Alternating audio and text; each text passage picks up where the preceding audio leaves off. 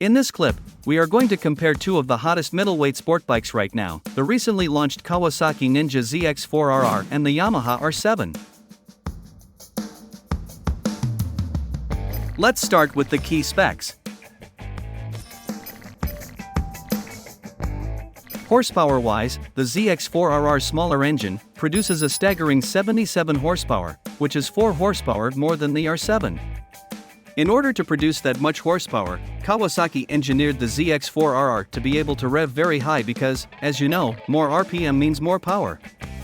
The combination of lightweight cast aluminum piston coated with molybdenum, progressive valve springs, crankshaft's light flywheel mass, and a short-stroke engine makes the ZX-4RR able to rev its engine to around 16,000 RPM, with peak power achieved at 14,500 RPM, while R7 peak power is at 8,750 RPM. But if we look at the torque number, we can see that the R7's bigger engine and lower cylinder count produce much more torque than the Ninja, almost double what the Ninja has. The R7 provides broader torque across the RPM range that pulls strongly out of corners and from a dead stop. This means a more flexible engine with better overall performance to use in various situations, whether it's city riding in heavy traffic or track day. In terms of weight, both bikes weigh almost the same. The ZX-4RR is heavier by a kilo than the R7. With bigger horsepower and almost identical weight, the ZX-4RR power-to-weight ratio is just slightly higher than R7, by 5.2%. Both bikes are in the same price range, with the ZX-4RR being just $500 more expensive. Next, the engines.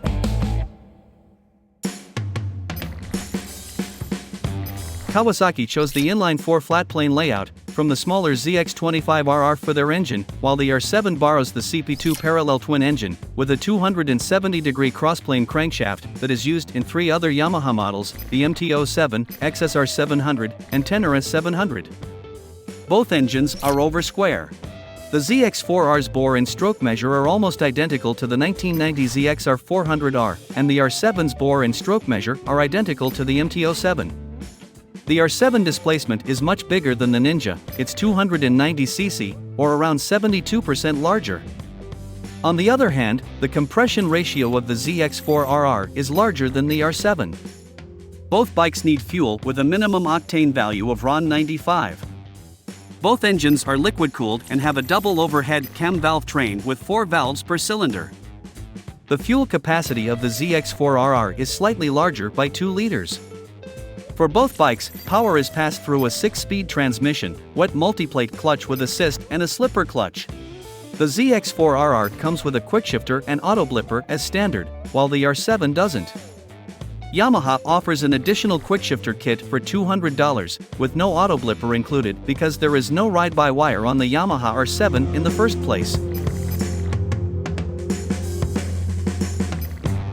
In terms of features and rider aids, we can see why the ZX-4RR is priced higher than the R7. To keep the price point low, the R7 features very minimal electronics, except for ABS brakes. There are no ride-by-wire or riding modes on the R7. On the ZX-4RR, there are ride-by-wire and integrated riding modes with 4 options.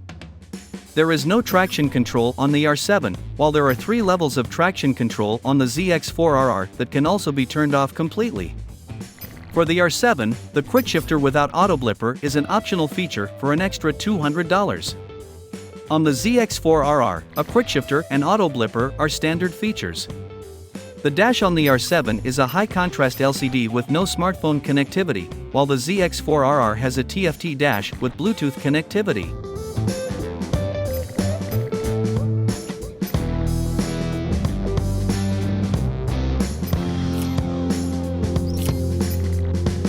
The R7 has a slightly longer wheelbase than the Ninja, while its width is slimmer than the ZX-4RR. Yamaha also claimed that the R7 has the slimmest bodywork compared to its siblings, the Yamaha R1 and even the R3. Kawasaki chose a smaller 160mm rear tire for the Ninja, while Yamaha opted for a wider 180mm rear tire. The front tires on both bikes are the same size. The ZX-4RR comes with Dunlop Sportmax 300, and the R7 comes with Bridgestone S22. The ZX-4RR is slightly friendlier for shorter riders with a 35mm shorter seat height. Both the R7 and the ZX-4RR have identical ground clearance heights.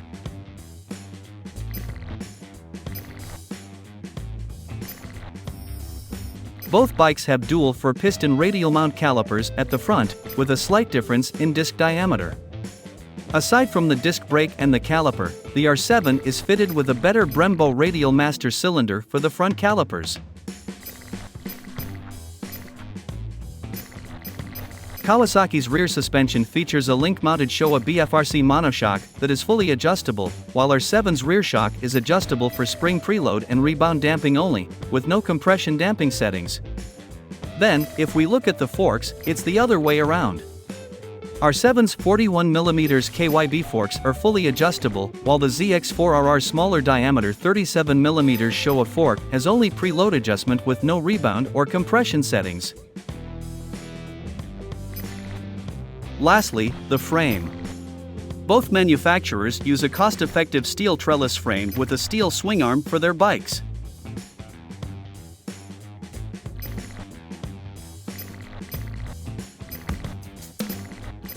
A sound comparison is, well, subjective.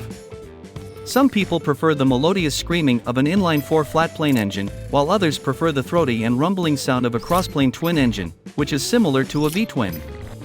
We'll leave it up to you to decide on this one.